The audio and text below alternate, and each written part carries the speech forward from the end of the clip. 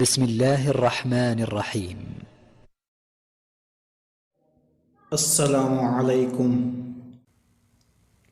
حضرت be be Fatima الزہرا سلام اللہ علیہا، خداوند عالم نے ایمان کو تمہارے لیے شرک سے و کفر سے پاکیزگی قرار دی۔ حضرت بی بی فاطمۃ الزہرا سلام اللہ علیہا، خداوند عالم نے تمہاری روح کی پاکیزگی اور رزق کی زیادتی کے لیے زکوٰۃ قرار دی ہے۔ حضرت بی بی فاطمۃ الزہرا سلام اللہ علیہا، خداوند عالم نے دلوں کو نزدیک کرنے کے لیے عدالت قرار دی ہے۔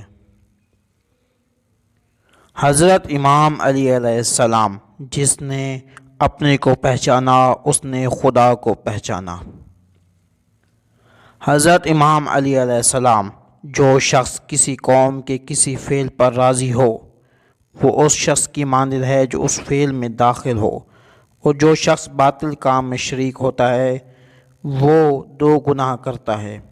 نمبر ایک تو خود عمل کا گناہ، نمبر دو دوسرے اس فعل پر راضی ہونے کا گناہ۔ حضرت امام علی علیہ السلام، خبردار دوسروں کے غلام نہ بنو جبکہ خدا نے تم کو آزاد بنایا ہے۔ حضرت امام علی علیہ السلام، ایام تمہارے عمروں کے صحیفے ہیں، پس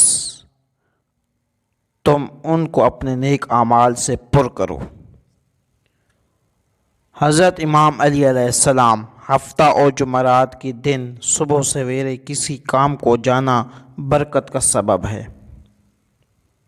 حضرت امام علی علیہ السلام، چاند ماہ کا آخری بدھ اس لیے بھاری لگتا ہے کہ اسی دن قابیل نے حابیل کو قتل کیا تھا۔ حضرت امام علی علیہ السلام، آج عمل کا دن ہے اور حساب نہیں ہے، اور کل حساب کا دن ہوگا، عمل نہ ہو سکے گا۔